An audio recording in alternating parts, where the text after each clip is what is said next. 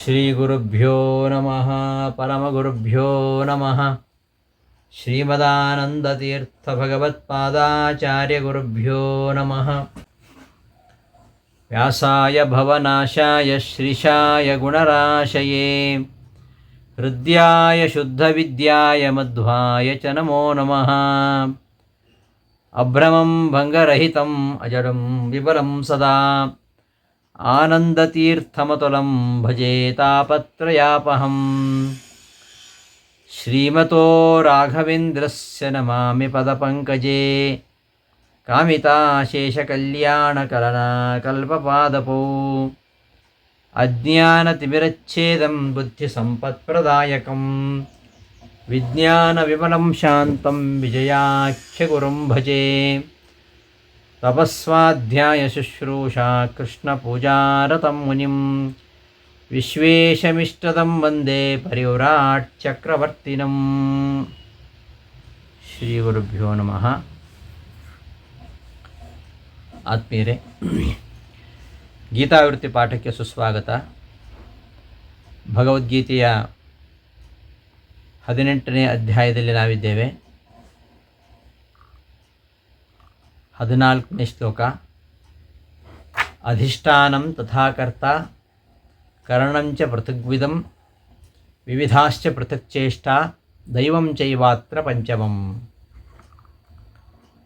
ಅಧಿಕರಣ, ಕರ್ತ, ನಾನಾ ವಿಧವಾಗಿರತಕ್ಕಂತಹ ಕರಣಗಳು, ನಾನಾ ವಿಧವಾಗಿರತಕ್ಕಂತಹ ಕ್ರಿಯೆಗಳು ಮತ್ತು ಇವುಗಳ ಮಧ್ಯದಲ್ಲಿ 5ನೇದು ದೈವ ಅಂತ ಈ ಶ್ಲೋಕದ ಅರ್ಥ.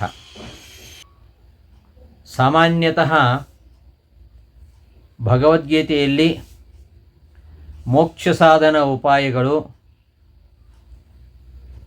ಭಗವದ್ಗೀತೆಯಲ್ಲಿ ಭಕ್ತಿ ಮಾರ್ಗ, ಕರ್ಮ ಮಾರ್ಗ ಇತ್ಯಾದಿ ವಿಷಯಗಳು ವಿಮರ್ಶೆಗೆ ಒಳಗಾಗತಕ್ಕಂತಹ ವಿಚಾರಗಳು. ಆದರೆ ಇವತ್ತು ಆಧುನಿಕ ಪ್ರಪಂಚಕ್ಕೆ ಈ ಭಗವದ್ಗೀತೆಯ ಉಪಯೋಗ ಎಷ್ಟಿದೆ ಅಂದರೆ ಅಪಾರವಾಗಿದೆ ಅಂತ. ಆರ್ಥಿಕ ವ್ಯವಹಾರಗಳಲ್ಲಿ, ನಿತ್ಯ ಜೀವನದ ವ್ಯಾಪಾರಗಳಲ್ಲಿ ಭಗವದ್ಗೀತೆ ಉಪಯೋಗ ತುಂಬ ಇದೆ ಎಂಬುದನ್ನು ಗೀತಾಭಿಜ್ಞರು ವಿವೇಚನೆ ಮಾಡಿದ್ದಾರೆ. ಸಾಮಾನ್ಯವಾಗಿ ಗೀತೆ ಇದು ಅಧ್ಯಾತ್ಮಶಾಸ್ತ್ರ. ಲೌಕಿಕ ವ್ಯವಹಾರಗಳಿಗೆ ಅಥವಾ ಇವತ್ತಿನ ಆಧುನಿಕ ಯಾವ ಕ್ಷೇತ್ರಗಳಿಗೂ ಇದು ಅಷ್ಟು ಪ್ರಯೋಜನಕ್ಕೆ ಬರುವಂಥದ್ದಲ್ಲ ಅಂತ ಕೆಲವರ ಪ್ರಶ್ನೆ ಇದೆ. ಆದರೆ ಇಂತಹ ವಿಷಯಗಳು ಇವತ್ತು ನಮ್ಮ ದೇಶದ ಆರ್ಥಿಕ ಚಿಂತನೆಗೆ ಸಂಬಂಧಪಟ್ಟ ಹಾಗೆ ಇಂತಹ ವಿಚಾರಗಳು ಭಗವದ್ಗೀತೆಯಲ್ಲಿ ಇವೆ ಎಂಬುದನ್ನು ನಾವು ನೋಡಬಹುದು. ಇವತ್ತು ನಿರ್ವಹಣಾ ವಿಜ್ಞಾನ ಅಂತ ಹೇಳ್ತೇವೆ. ಈ ನಿರ್ವಹಣಾ ವಿಜ್ಞಾನಕ್ಕೆ ಕಾರ್ಯನಿರ್ವಾಹ ದಕ್ಷತೆಯ ಬಗ್ಗೆ, ಕಾರ್ಯನಿರ್ವಹಣಾ ಕೌಶಲ್ಯದ ಬಗ್ಗೆ ಇವತ್ತೆಲ್ಲ ನಾವು ತುಂಬ ಮಾತಾಡ್ತೀವಿ. ಮ್ಯಾನೇಜ್ಮೆಂಟ್ ಸೈನ್ಸ್ ಬಗ್ಗೆ ನಾವು ತುಂಬ ಮಾತಾಡ್ತೇವೆ. ಭಗವದ್ಗೀತೆಯಲ್ಲಿ ಅಂತಹ ನಿರ್ವಹಣಾ ವಿಜ್ಞಾನಕ್ಕೆ ಸಂಬಂಧಪಟ್ಟಂತಹ ತುಂಬ ಮೌಲಿಕವಾಗಿರತಕ್ಕಂತಹ ವಿಚಾರಗಳನ್ನು ನಾವು ಗಮನಿಸಬೇಕು. ಇಲ್ಲಿ ನಿರೂಪಿತವಾಗಿರತಕ್ಕಂತಹ ಪ್ರಮೇಯಗಳು, ಇಲ್ಲಿರತಕ್ಕಂತಹ ಉಪಾಯಗಳು ಹೇಗೆ ಇವತ್ತಿನ ವ್ಯವಹಾರಕ್ಕೆ ಉಪಯುಕ್ತವಾಗಿವೆ, ನಮ್ಮ ಕಾರ್ಯಕ್ಷೇತ್ರದಲ್ಲಿ ನಾವು ಕಾರ್ಯಕ್ಷಮತೆಯನ್ನು ಬೆಳೆಸ್ಕೊಳ್ಳಿಕ್ಕೆ ಹೇಗೆ ಸಹಕಾರಿಯಾಗಿವೆ ಎಂಬುದನ್ನು ನಾವು ಗಮನಿಸಬಹುದು. ಉದ್ಯೋಗ ರಂಗದಲ್ಲಿ ಪ್ರವೃತ್ತರಾಗಿರ್ತಕ್ಕಂತಹ ಕಾರ್ಯನಿರ್ವಾಹಕರು, ಮ್ಯಾನೇಜರ್ಸ್ ಅಂತ ಹೇಳ್ತೀವಲ್ಲ ಅವರು, ಮತ್ತು ಕರ್ಮಕರರು, ಲೇಬರ್ಸ್, ಇವರೆಲ್ಲ ಗೀತೆ ಹೇಳ್ತಕ್ಕಂತಹ ಉಪಾಯಗಳೇನಿವೆ ಇವುಗಳನ್ನು ಅನುಸರಿಸುವುದರಿಂದ ತಮ್ಮ ತಮ್ಮ ಕಾರ್ಯಕ್ಷಮತೆ ಏನಿದೆ ಅದನ್ನು ತುಂಬ ಹೆಚ್ಚಿಸಿಕೊಳ್ಳುತ್ತಾ ಆರ್ಥಿಕ ರಂಗದ, ಉದ್ಯೋಗ ರಂಗದ ಆರ್ಥಿಕ ಲಾಭವನ್ನು ಪರಮಾವಧಿಯಾಗಿ ಮಾಡಲಿಕ್ಕೆ ಸಾಧ್ಯ ಇದೆ. ಶಿಕ್ಷಕರಿರ್ಬೋದು, ವಿದ್ಯಾರ್ಥಿಗಳಿರ್ಬೋದು, ಕಾರ್ಯಾಲಯದಲ್ಲಿ ನಿಯುಕ್ತರಾಗಿರ್ತಕ್ಕಂತಹ ಅಧಿಕಾರಿಗಳಿರ್ಬೋದು, ರಾಜಕೀಯ ರಂಗದಲ್ಲಿ ಇರತಕ್ಕಂತಹ ನಾಯಕರಿರ್ಬೋದು, ಗೃಹ ಕರ್ಮಗಳಲ್ಲಿ ಆಸಕ್ತರಾದಂತಹ ಗೃಹಿಣಿಯರಿರ್ಬೋದು, ಎಲ್ಲರೂ ಕೂಡ ಈ ಯಾವುದೇ ಲೌಕಿಕ ವ್ಯವಹಾರದಲ್ಲಿ ಆಸಕ್ತರಾಗಿರ್ತಕ್ಕಂತಹ ಜನರು ಗೀತೆಯಲ್ಲಿ ಹೇಳ್ತಕ್ಕಂತಹ ಉಪಾಯಗಳನ್ನು ಅನುಸರಿಸೋದ್ರಿಂದ ಅತ್ಯಂತ ದಕ್ಷತೆಯನ್ನು ಗಳಿಸ್ತಾ ಸುಖಶಾಂತಿ ಸಮೃದ್ಧಿಯ ಪಾರಮ್ಯವನ್ನು ಅನುಭವಿಸ್ಲಿಕ್ಕಾಗತ್ತೆ ಎಂಬುದನ್ನು ಭಗವದ್ಗೀತೆಯನ್ನು ಆಧುನಿಕ ದೃಷ್ಟಿಯಿಂದ ನೋಡಿದಂತಹ ಚಿಂತಕರು ಈ ರೀತಿಯಲ್ಲಿ ಆಲೋಚನೆ ಮಾಡಲಿಕ್ಕೆ ಶುರು ಮಾಡಿದ್ದಾರೆ. ಅಂತಹ ಕಾರ್ಯನಿರ್ವಹಣಾ ಸಂಗತಿಗಳು ಮ್ಯಾನೇಜ್ಮೆಂಟ್ ಸೈನ್ಸ್ಗೆ ಸಂಬಂಧಪಟ್ಟ ಹಾಗೆ ಅಂತಹ ಯಾವ ಉಪಾಯಗಳು ಈ ಗೀತೆಯಲ್ಲಿವೆ ಎಂಬುದು ಬಹಳ ಪ್ರಸಕ್ತವಾಗಿರತಕ್ಕಂತಹ ವಿಚಾರ. ನಮ್ಮ ನಿತ್ಯ ಜೀವನದಲ್ಲಿ ಅನೇಕ ವ್ಯವಹಾರಗಳನ್ನು ನಾವು ನಡೆಸ್ತೇವೆ. ಎಲ್ಲ ವ್ಯವಹಾರಗಳಲ್ಲಿಯೂ ಕೂಡ ಈ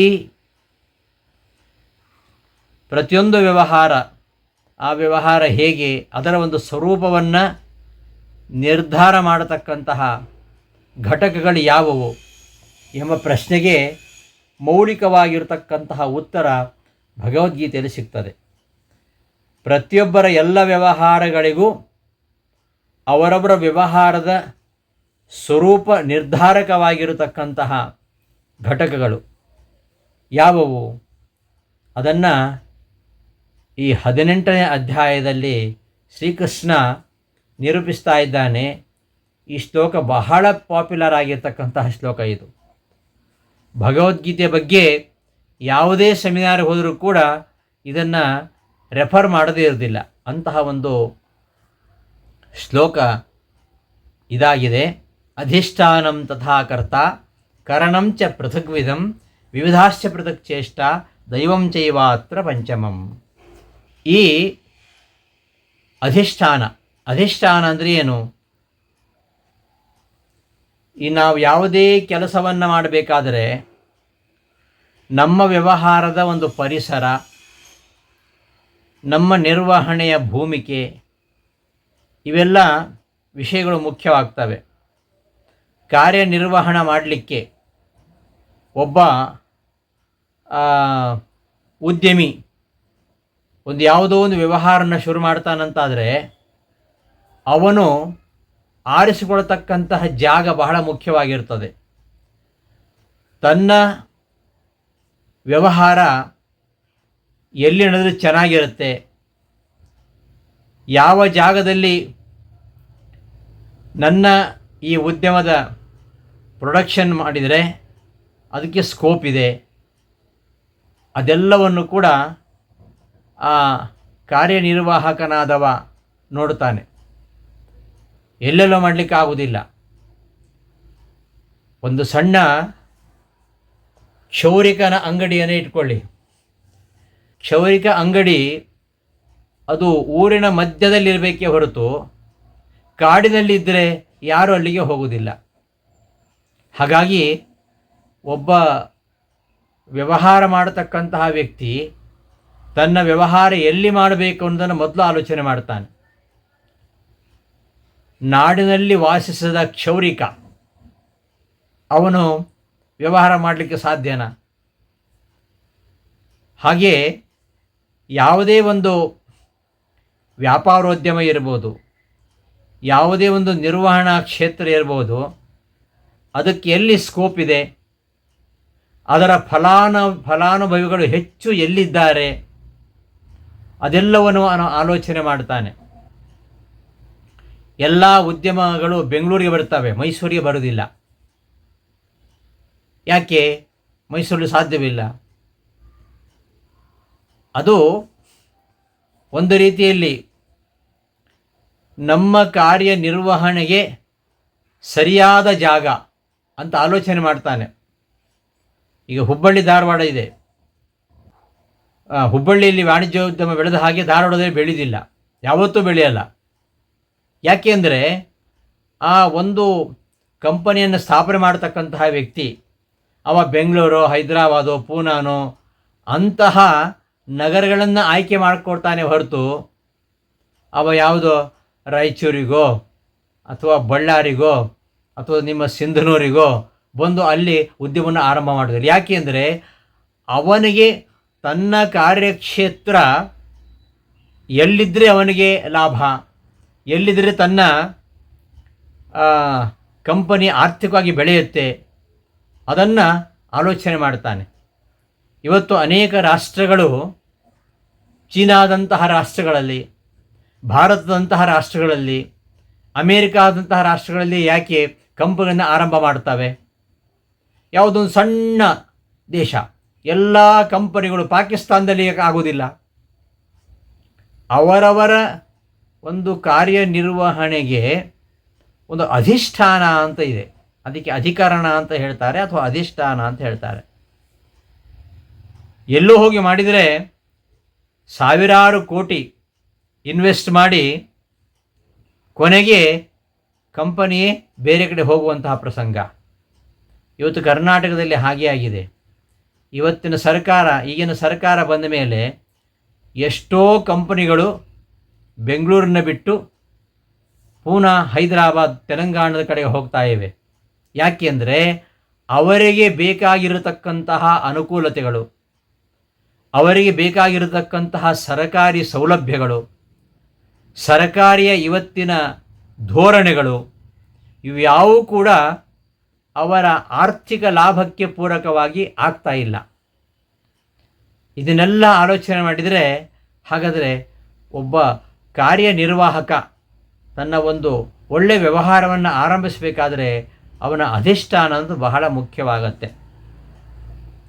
ಅವ ಎಲ್ಲಿ ತನ್ನ ಆ ವ್ಯವಹಾರವನ್ನು ಆರಂಭಿಸಬೇಕು, ಅಲ್ಲಿಯ ಪರಿಸರ, ಅಲ್ಲಿಯ ಜನ, ಆ ಜನರ ಅಭಿರುಚಿಗಳು, ಅವರು ಯಾವ ರೀತಿಯಾದ ವಸ್ತುಗಳನ್ನು ಇಷ್ಟಪಡ್ತಾರೆ, ಮತ್ತು ಎಲ್ಲಿ ಮಾಡಿದರೆ ತಮ್ಮ ಕಂಪನಿ ಚೆನ್ನಾಗಿ ನಡೆಯುತ್ತೆ.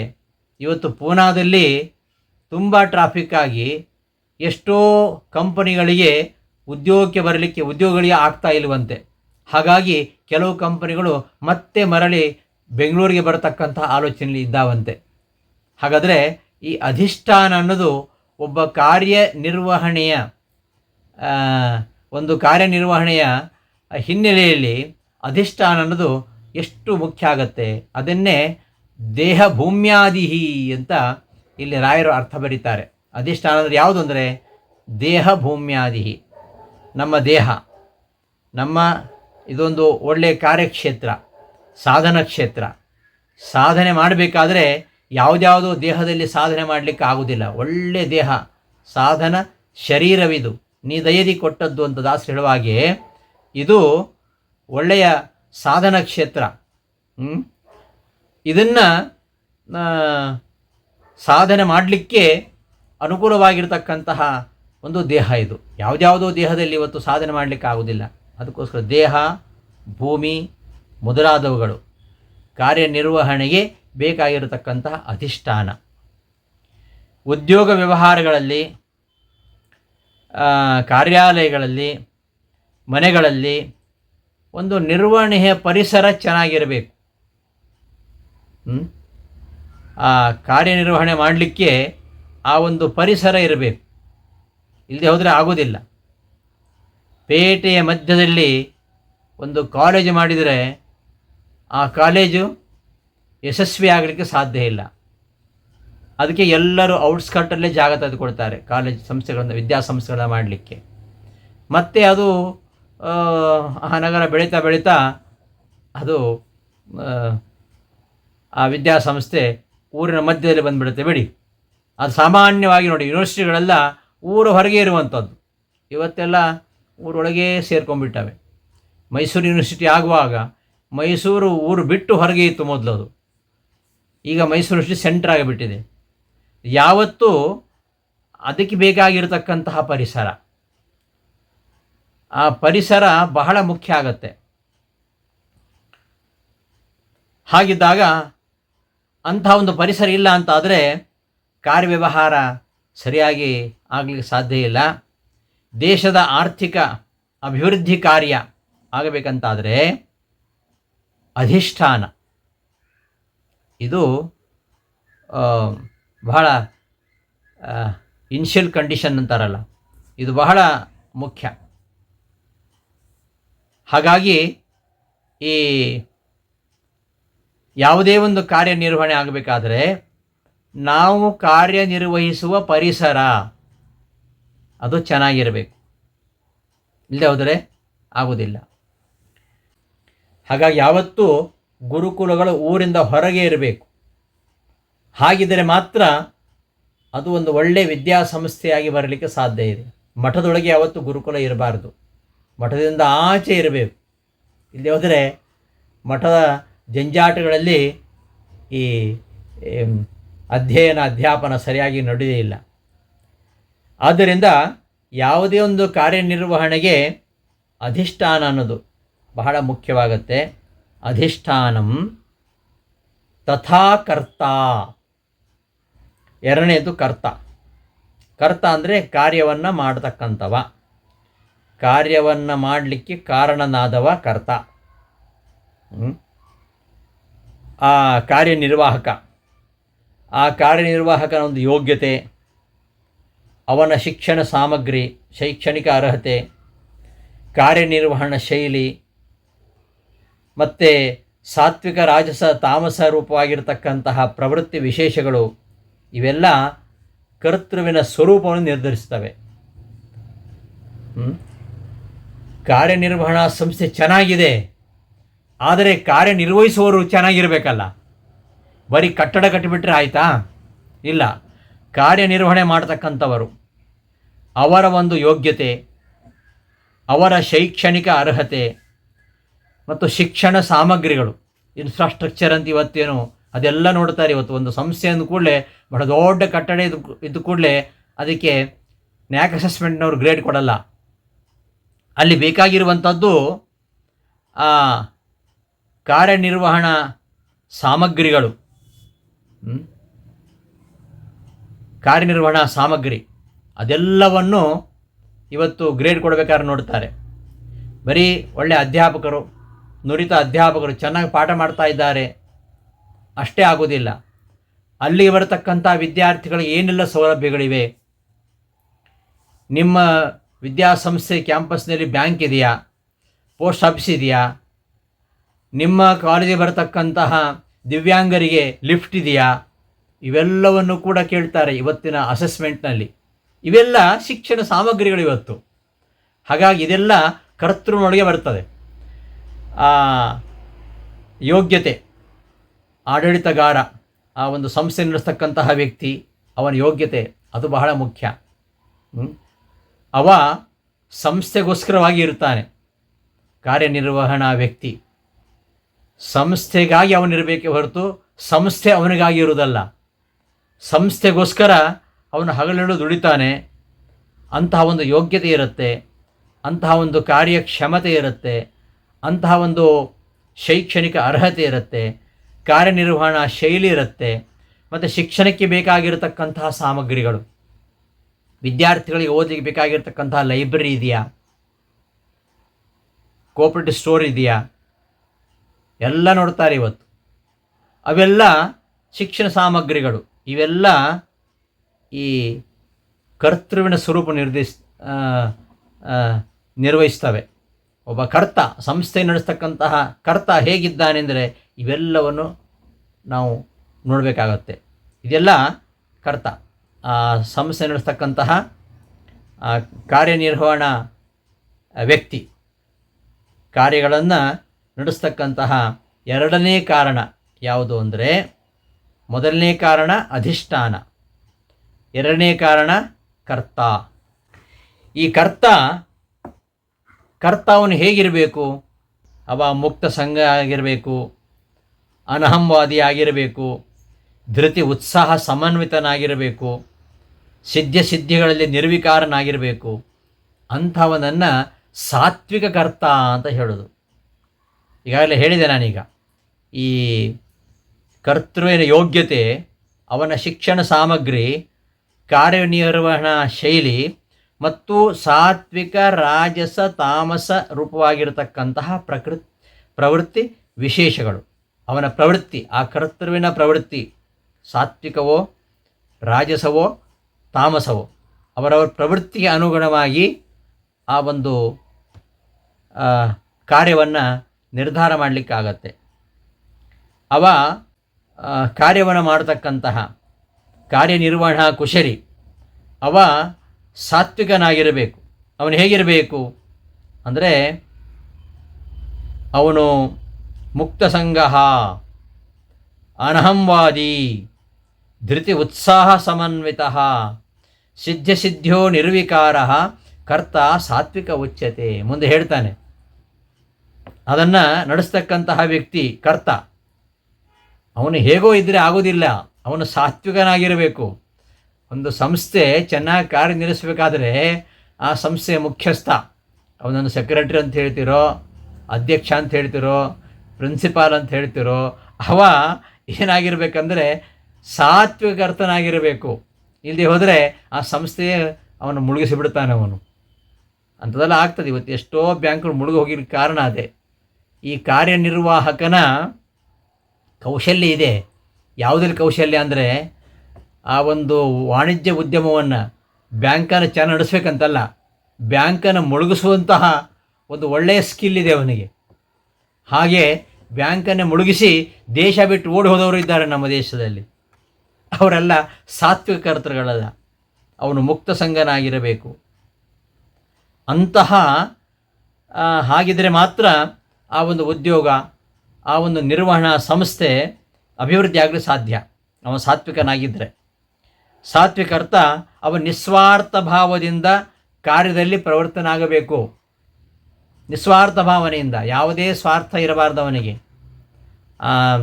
ಸಂಸ್ಥೆ ನಡೆಸ್ತಕ್ಕಂತಹ ಕರ್ತ ಅಂತ ಏನು ಹೇಳ್ತೇವೆ, ಅವನಿಗೆ ಯಾವ ಸ್ವಾರ್ಥ ಇರಬಾರ್ದು. ಅವ ಯಾವತ್ತೂ ನಿಸ್ವಾರ್ಥ ಭಾವದಿಂದ ಕಾರ್ಯದಲ್ಲಿ ಪ್ರವರ್ತನಾಗಬೇಕು. ಆತ್ಮ ಪ್ರಶಂಸೆ ಮಾಡಿಕೊಳ್ಬಾರ್ದು. ಮತ್ತು ಹೊಸ ಹೊಸ ಕಾರ್ಯ ಪ್ರಣಾಳಿಗಳನ್ನು ಚೆನ್ನಾಗಿ ಕಲ್ತ್ಕೊಂಡಿರ್ಬೇಕು ಅವನು. ಈಗ ಎಲ್ಲ ಕಾಲಕ್ಕೂ ಎಲ್ಲವೂ ಆಗೋದಿಲ್ಲ. ನಾವೆಲ್ಲ ಅಧ್ಯಯನ ಮಾಡುವಾಗ ಯಾವ ಈ ಕಂಪ್ಯೂಟರ್ ಏನೂ ಇರಲಿಲ್ಲ ಅವತ್ತು. ಒಂದು ಕಾಲದಲ್ಲಿ ಈ ಪ್ರಿಂಟಿಂಗ್ ಮೆಟೀರಿಯಲ್ಸೇ ಇರಲಿಲ್ಲ. ನಾವು ಓದುವಾಗಲೂ ಕೂಡ ಕೆಲವು ಪುಸ್ತಕಗಳಿಲ್ಲದೆ ನಾವು ಇಡೀ ಪುಸ್ತಕಗಳನ್ನೇ ಬರೆದದ್ದು ಉಂಟು. ಇವತ್ತು ಹಾಗಲ್ಲ. ಇವತ್ತು ಪಾಠ ಮಾಡಿ ಬಂದರೆ ಸರ್ ಅದರ ಸಾಫ್ಟ್ ಕಾಪಿ ಕಳಿಸಿ ಅಂತಾರೆ ವಿದ್ಯಾರ್ಥಿಗಳು. ನಿಮ್ಮ ಪಾಠದ ನೋಟ್ಸನ್ನು ಸಾಫ್ಟ್ ಕಾಪಿ ಕಳಿಸಿ ಅಂತ. ಬರ್ಕೊಳ್ಳಿಕ್ಕೂ ಅವರು ತಯಾರಿಲ್ಲ. ಅಷ್ಟಿವತ್ತು ಡೆವಲಪ್ ಆಗಿದೆ. ಇಂತಹ ಕಾಲಘಟ್ಟದಲ್ಲಿ ನನಗೆ ಟೈಪ್ ಮಾಡಲಿಕ್ಕೆ ಬರಲ್ಲ, ನನಗೆ ಇಂಗ್ಲೀಷ್ ಬರಲ್ಲ ಅಂತ ಎಲ್ಲ ಹೇಳಿದರೆ ಅವರೆಲ್ಲ ಇವತ್ತಿನ ಶೈಕ್ಷಣಿಕ ರಂಗದಲ್ಲಿ ಫಿಟ್ಟೇ ಅಲ್ಲ. ಅವರಿಗೆ ನವೀನ ಕಾರ್ಯ ಪ್ರಣಾಳಿ ಏನಿದೆ ಅದೆಲ್ಲವನ್ನು ಕೂಡ ಅವನು ವ್ಯವಹರಿಸೋದ್ರಲ್ಲಿ ಚತುರನಾಗಿರಬೇಕು.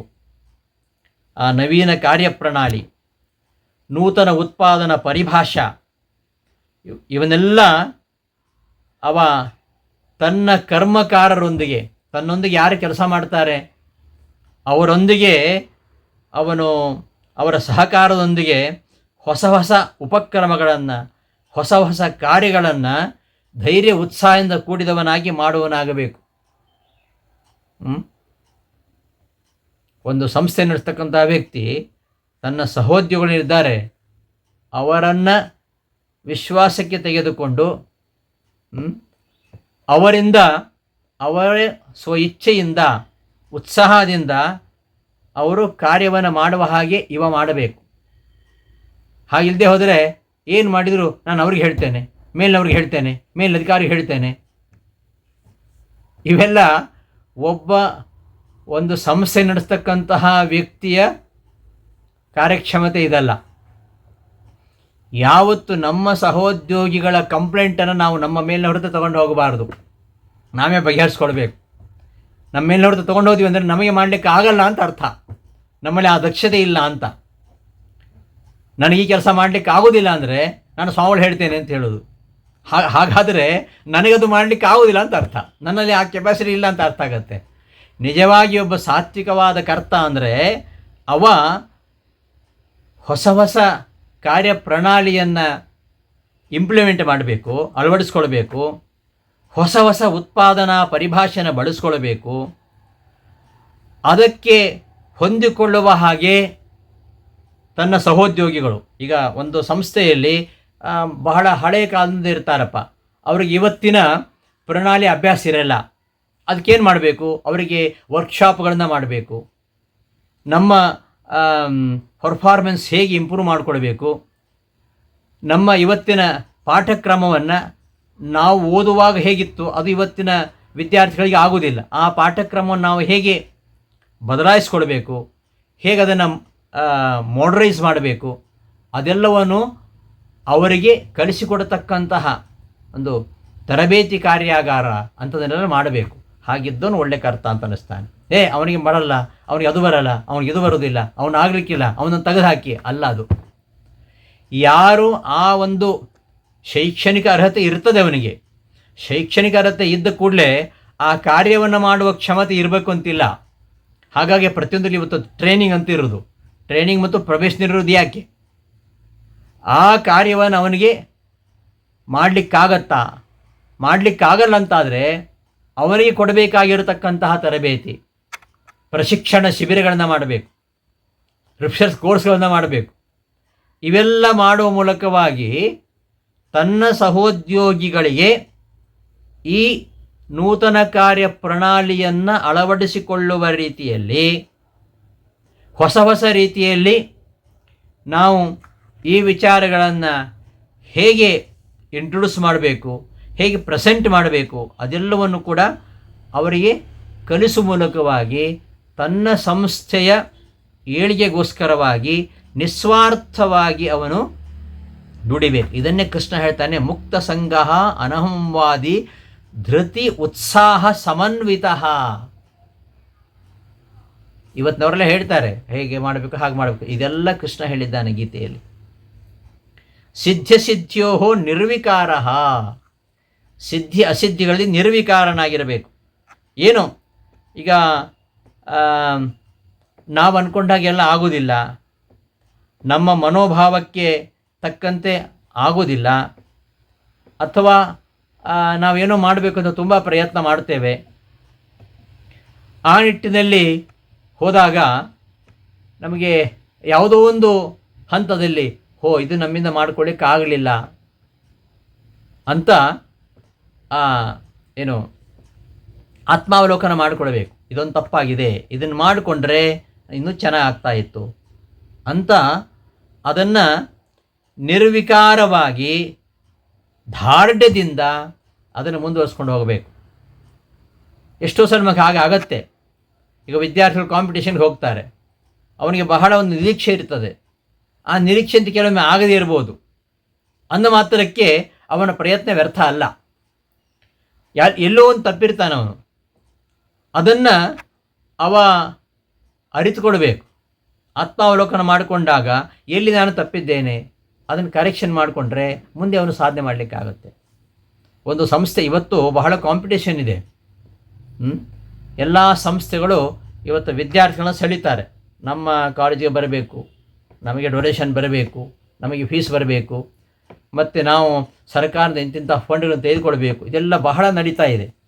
ಅದಕ್ಕೆ ಪೂರಕವಾಗಿ ಇವತ್ತು ಎಲ್ಲ ಅಸೆಸ್ಮೆಂಟ್ ಸ್ಟಾರ್ಟ್ ಆಗಿರುವಂಥದ್ದು. ಆ ಒಳ್ಳೆಯ ಅಸೆಸ್ಮೆಂಟು ಯಾರಿಗಿರುತ್ತೆ ಅವರಿಗೆಲ್ಲ ಸೆಂಟ್ರಲ್ ಗೌರ್ಮೆಂಟ್ ತುಂಬ ಫಂಡ್ಸ್ ಎಲ್ಲ ಬರುತ್ತೆ. ಅದಕ್ಕೆ ಅನುಗುಣವಾಗಿ ನಾವು ಅಸೆಸ್ಮೆಂಟಿಗೆ ಒಳಗಾದಾಗ ಕೆಲವೊಮ್ಮೆ ಏನೋ ಸಣ್ಣ ಪುಟ್ಟ ವಿಷಯದಲ್ಲಿ ನಾವು ಹಿಂದೆ ಬೀಳ್ತೇವೆ. ಹಾಗಾದಾಗ ಅದನ್ನು ನಿರ್ವಿಕಾರವಾಗಿ ದಾರ್ಢ್ಯದಿಂದ ಎದುರಿಸಿ ಅದನ್ನು ಬೆಳೆಸ್ಕೊಳ್ಳಿಕ್ಕೆ ಕಾರ್ಯತನಾಗಬೇಕು. ಸಿದ್ಧಿಯಲ್ಲಿ ನಿರ್ವಿಕಾರನಾಗಿರಬೇಕಂದ್ರೆ ಹಾಗೆ. ಸಿದ್ಧಿ ಅಸಿದ್ಧಿಗಳಲ್ಲಿ, ನಮ್ಮ ಫಲಾಫಲಗಳಲ್ಲಿ ಕೆಲವೊಮ್ಮೆ ಸಕ್ಸಸ್ ಆಗ್ಬೋದು, ಫೇಲ್ಯೂರ್ ಆಗ್ಬೋದು. ಎರಡೂ ಹಂತಗಳಲ್ಲಿಯೂ ಕೂಡ ಅವನು ನಿರ್ವಿಕಾರನಾಗಿದ್ದು ಧಾರಣದಿಂದ ತನ್ನ ಕಾರ್ಯಕ್ಷಮತೆಯನ್ನು ಉಳಿಸಿಕೊಂಡು ಬೆಳೆಸ್ಕೊಂಡು ಹೋಗಬೇಕು. ಹೀಗಿದ್ದವನಿಗೆ ಸಾತ್ವಿಕ ನಿರ್ವಾಹಕ ಅಂತ ಹೇಳ್ತಾರೆ. ಅಂಥವನು ಎಲ್ಲ ಕೆಲಸಗಾರರಿಗೂ ಅವನು ಆದರ ಪಾತ್ರನಾಗ್ತಾನೆ. ಒಂದು ಸಂಸ್ಥೆ ಮುಖ್ಯಸ್ಥ ಅಂದ್ಕೊಳ್ಳೆ ಎಲ್ಲರಿಗೂ ನಿಷ್ಠರ ಆಗಬೇಕಂತೇನಿಲ್ಲ. ಅದು ಭಾಳ ನಿಷ್ಠರ ಕೆಲಸಪ್ಪ, ಯಾರು ಕೆಲಸ ಮಾಡಲ್ಲ. ಅವ್ರಿಗೆ ಹೇಳಿದರೆ ಅವ್ರು ಬೇಜಾರು ಮಾಡ್ಕೋತಾರೆ, ಹೇಳಿದ್ರೆ ಸಿಟ್ಟು ಮಾಡ್ಕೊಳ್ತಾರೆ, ಹೇಳದೆ ಹೋದರೆ ಕೆಲಸ ಆಗಲ್ಲ. ಅದಲ್ಲ, ಕೆಲಸ ಮಾಡಲಿಕ್ಕೆ ಹೇಳಬೇಕು. ಹೇಳಿಲ್ಲ ಅಂತಂದರೆ ಅವ್ರಿಗೆ ಹೇಳ್ತೇನೆ ಇವ್ರಿಗೆ ಹೇಳ್ತೇನೆ ಅಲ್ಲ. ಅವರು ಕೆಲಸ ಮಾಡುವ ರೀತಿಯಲ್ಲಿ ಅವ ತನ್ನ ಕರ್ಮಕರರೇನಿದ್ದಾರೆ, ತನ್ನ ಕೆಲಸಗಾರರು, ಒಬ್ಬ ಬ್ಯಾಂಕಿ ಉದ್ಯೋಗಿ ಆಗಿದ್ದರೆ ತನ್ನ ಕೆಳಗೆ ಯಾರ್ಯಾರು ಕೆಲಸ ಮಾಡ್ತಾ ಇರ್ತಾರೆ ಅವರಿಗೆ ಆದರ ಪಾತ್ರನಾಗಬೇಕು. ಹಾಗಿದ್ದಲ್ಲಿ ಮಾತ್ರ ಅವನೊಬ್ಬ ಸಾತ್ವಿಕ ಕರ್ತ ಆಗಲಿಕ್ಕೆ ಸಾಧ್ಯ ಇದೆ. ಇದಕ್ಕಿಂತ ಭಿನ್ನನಾಗಿದ್ದರೆ ಅವನೊಂದು ರಾಜಸನಾಗಿರ್ತಾನೆ, ಇಲ್ಲ ತಾಮಸನಾಗಿರ್ತಾನೆ. ರಾಜಸನಾಗಿದ್ದರೆ ಅವ ಕೀರ್ತಿಗೋಸ್ಕರ ಮಾಡ್ತಾನೆ. ಸಂಸ್ಥೆ ಕೀರ್ತಿ ಅಲ್ಲ, ತಾನು ಬೆಳಿಬೇಕು ಅಂತ, ತನ್ನ ಕೀರ್ತಿ ಹೆಚ್ಚಬೇಕು. ಸಂಸ್ಥೆ ಏನು ಬೇಗ ಹಾಳಾಗಿ ಹೋಗಲಿ, ಮುಳುಗೋಗಲಿ, ನಾನು ಚೆನ್ನಾಗಿರಬೇಕು ಅಂತ ಅವ ತನ್ನ ಕೀರ್ತಿಗೋಸ್ಕರ ಮಾಡ್ತಾನೆ. ಲೋಭಿಯಾಗಿ ಮಾಡ್ತಾನೆ, ತಾನು ಗಳಿಸ್ಬೇಕು, ತಾನೇ ಗಳಿಸ್ಬೇಕೆಲ್ಲ, ಲೋಭಿಯಾಗಿ ಮಾಡ್ತಾನೆ. ಮತ್ತು ಯಾವ ಕೆಲಸ ಮಾಡಿದ್ರೆ ಏನು ಫಲ ಸಿಗತ್ತೆ, ಸಿಕ್ಕಿದರೆ ಮಾತ್ರ ಮಾಡೋದು.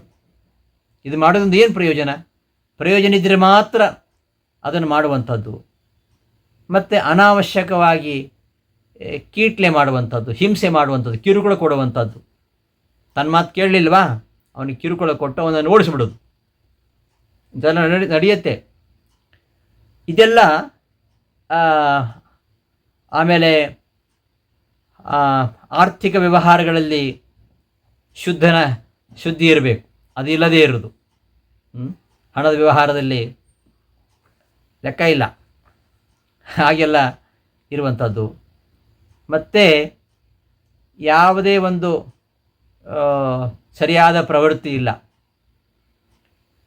ಮತ್ತು ತನ್ನ ಉದ್ಯೋಗ ವ್ಯವಸಾಯಗಳ ಸರ್ವತೋಮುಖವಾದ ವಿಕಾಸಕ್ಕೆ ಅವನು ಯಾವತ್ತೂ ಪ್ರಯತ್ನ ಪಡೋದಿಲ್ಲ. ಇಂಥವನನ್ನು ರಾಜಸಕರ್ತ ಅಂತ ಹೇಳ್ತಾರೆ. ಇನ್ನು ಇದಕ್ಕಿಂತಲೂ ಅಧಿಕವಾಗಿ ಇರತಕ್ಕಂಥವನು ಉದ್ಯೋಗ ವ್ಯವಸಾಯವನ್ನೇ ಮಾಡಲ್ಲ, ಅವನಿಗೆ ಸಮಯ ಪ್ರಜ್ಞೆ ಇಲ್ಲ. ಸಮಯಕ್ಕೆ ಸರಿಯಾಗಿ ಬರೋರಿರ್ತಾರೆ, ಸಮಯಕ್ಕೆ ಸರಿಯಾಗಿ ಹೋಗೋರಿರ್ತಾರೆ. ಅವ್ರು ಮಾಡೋದೇನೆಂದರೆ ಸಮಯಕ್ಕೆ ಸರಿಯಾಗಿ ಬರ್ತಾರೆ, ಸಮಯಕ್ಕೆ ಸರಿಯಾಗಿ ಹೋಗ್ತಾರೆ.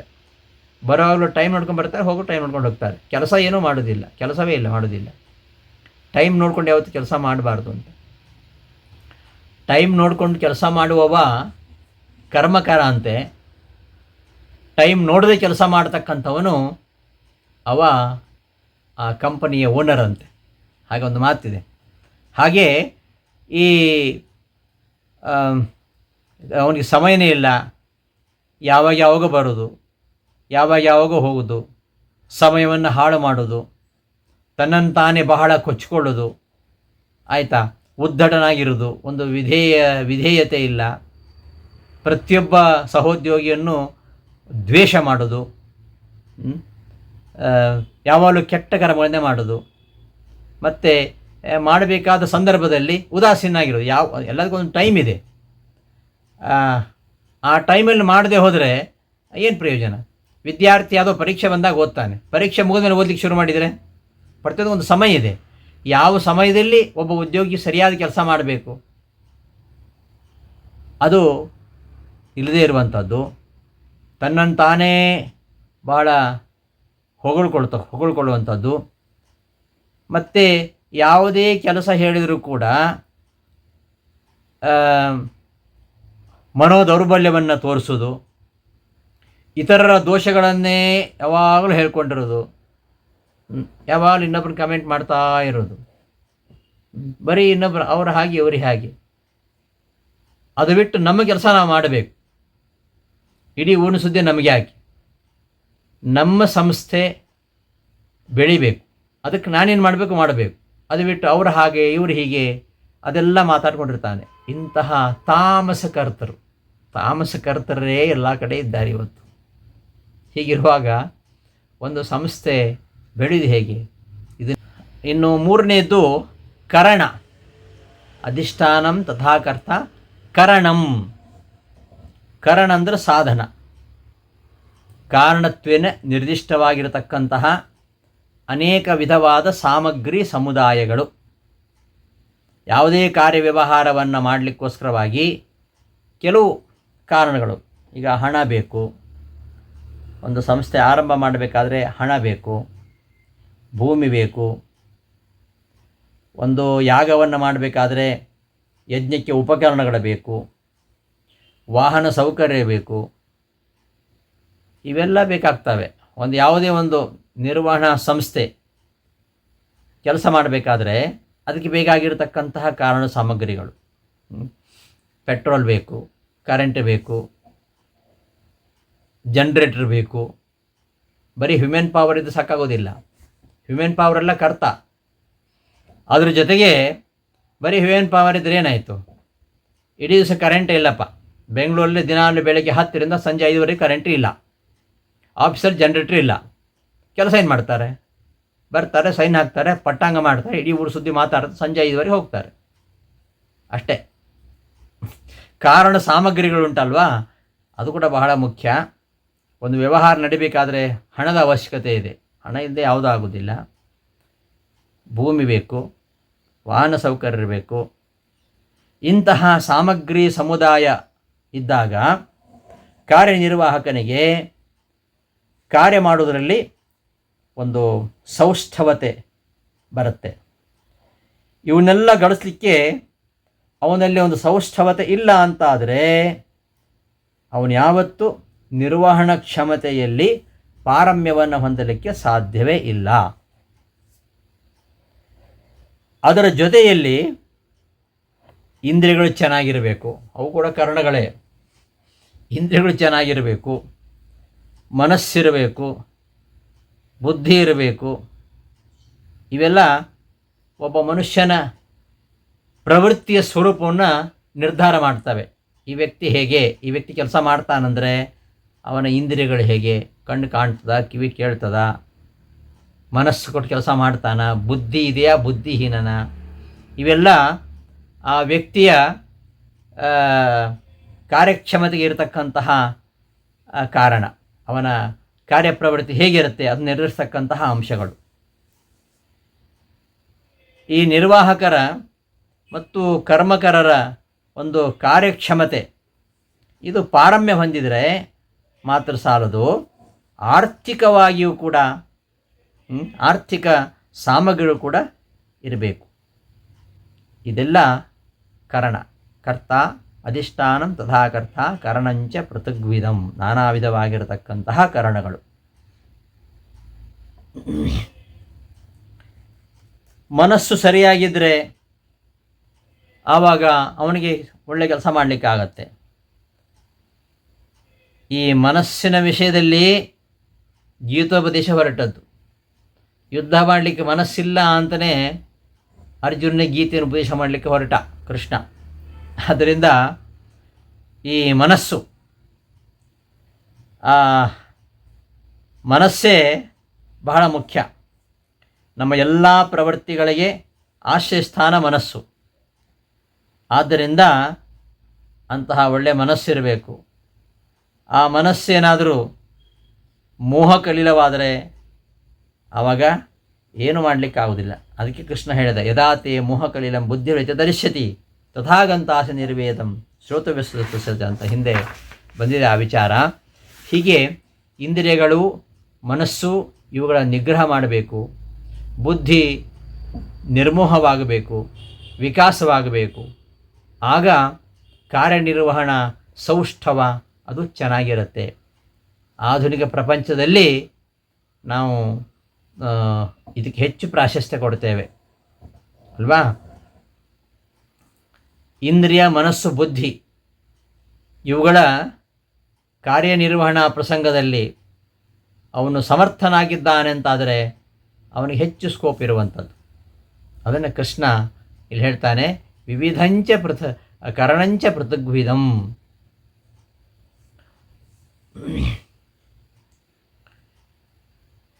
ವಿವಿಧಾಶ್ಚ ಪೃಥಕ್ಚೇಷ್ಟಾ. ಇನ್ನು ಸಾಮಗ್ರಿ ಸಮುದಾಯ ಎಲ್ಲ ಇದೆ. ಕಾರ್ಯನಿಷ್ಪಾದನ ರೂಪ ಫಲ ಎಲ್ಲ ಇದೆ. ಸಾಮಗ್ರಿ ಸಮುದಾಯ ಇದೆ, ಕರ್ತ ಇದ್ದಾನೆ. ಆದರೆ ನಾಲ್ಕನೆಯದು ಯಾವುದು ಅಂದರೆ ವಿವಿಧಾಶ್ಚ ಪೃಥಕ್ ಚೇಷ್ಟಾ. ಇದು ನಾಲ್ಕನೇ ಕಾರಣ. ಯಾವುದು ಅಂದರೆ ನಾವು ಮಾಡುವಂಥ ಕೆಲಸ, ನಾನಾ ರೀತಿ ಕೆಲಸಗಳು. ಇಂಥದ್ದಂತ ಹೇಳಿಕೆ ಬರಲ್ಲ. ಆಯಾ ಸಂಸ್ಥೆಗಳು ಏನು ಕೆಲಸಗಳಿರ್ತದೆ, ಆಯಾ ಕೆಲಸಗಳು ವಿವಿಧಾಶ್ಚ ಪ್ರಧಾನ ಹಾಗೂ ಅವಾಂತರವಾಗಿರತಕ್ಕಂತಹ ಕ್ರಿಯೆಗಳು. ಅದು ಇಂಥದ್ದೇ ಅಂತ ಹೇಳಲಿಕ್ಕೆ ಬರಲ್ಲ. ಭಿನ್ನ ಭಿನ್ನವಾಗಿರತಕ್ಕಂತಹ ಕ್ರಿಯೆಗಳು. ಒಂದೊಂದು ಕಾರ್ಯಕ್ಷೇತ್ರದಲ್ಲಿ ಒಂದೊಂದು ರೀತಿಯ ಕ್ರಿಯೆ ಇರ್ತದೆ, ಅದು ನಡಿಬೇಕು. ಬರೀ ಎಲ್ಲ ಇದ್ರೆ ಸಾಲದು. ಅಧಿಷ್ಠಾನ ಇದೆ, ಕರ್ತ ಇದ್ದಾನೆ, ಎಲ್ಲ ಸಾಧನ ಸಾಮಗ್ರಿಗಳಿವೆ, ಹ್ಯೂಮನ್ ಪವರ್ ಇದೆ, ಆದರೆ ಯಾವ ಕೆಲಸ ನಡೆಯಲ್ಲ. ಅಂದರೆ ಏನು? ಯಾವ ಕೆಲಸ ಇಲ್ಲ.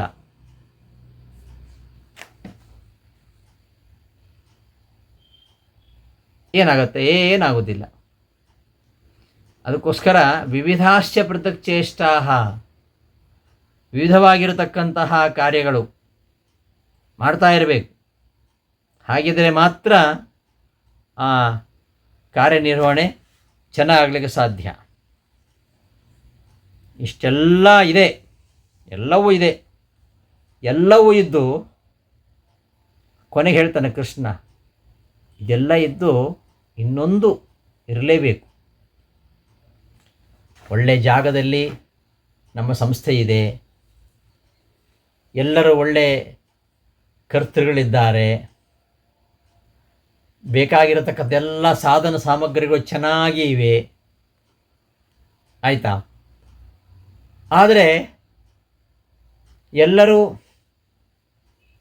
ಕೆಲಸ ಮಾಡಬೇಕು. ವಿವಿಧಾಶ್ಚ ಪೃಥಕ್ ಚೇಷ್ಟಾ ಅದು ಸಹ ಇದೆ.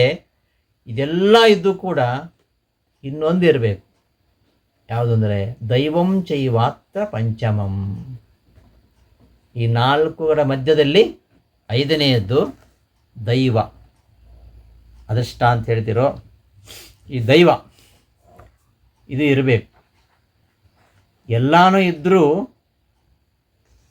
ಕೆಲವು ಸಂಸ್ಥೆಗಳು ಚೆನ್ನಾಗಿ ನಡೆಯಲ್ಲ. ಯಾಕೆಂದರೆ ಅಲ್ಲಿ ದೈವ ಇಲ್ಲ ಅಂತ. ಕೆಲವು ಕಡೆ ಎಲ್ಲ ಇರುತ್ತೆ, ಏನು ಕೆಲಸ ಇಲ್ಲ, ಹೋಗೋದು, ಸೈನ್ ಹಾಕೋದು, ಕೂತ್ಕೊಳ್ಳೋದು ಸಂಜೆವರೆಗೂ. ಟೈಮ್ ಪಾಸ್ ಮಾಡಲಿಕ್ಕೆ ಮೊಬೈಲ್ ಇರುತ್ತೆ ಕೈಯಲ್ಲಿ. ಬೆಳಗ್ಗೆ ಹೋಗೋದು, ಆರಂಭ ಸಮಯಕ್ಕೆ ಮೊಬೈಲ್ ಇಟ್ಕೊಂಡು ಕೂತ್ಕೊಳ್ಳೋದು, ಲಂಚ್ ಅವರ್ಸ್ ತನಕ ಮೊಬೈಲ್ ನೋಡಿಕೊಂಡೇ ಇರೋದು. ಆಮೇಲೆ ಆಯಿತು, ಲಂಚ್ ಟೈಮ್ ಆಯಿತು, ಹೋಗೋದು, ಊಟ ಮಾಡಿ ಬರೋದು ಮಧ್ಯಾಹ್ನ 2 ಗಂಟೆಗೆ, ಮತ್ತು ಸಂಜೆವರೆಗೂ ಅದನ್ನೇ ಕೆಲಸ ಮಾಡೋದು. ಸರ್ಕಾರಿ ಕಚೇರಿಗಳಲ್ಲಿ ಹಿಂದೆ ಹೀಗೆ ಇರ್ತಿತ್ತು, ಆವಾಗ ಮೊಬೈಲ್ ಇರಲಿಲ್ಲ.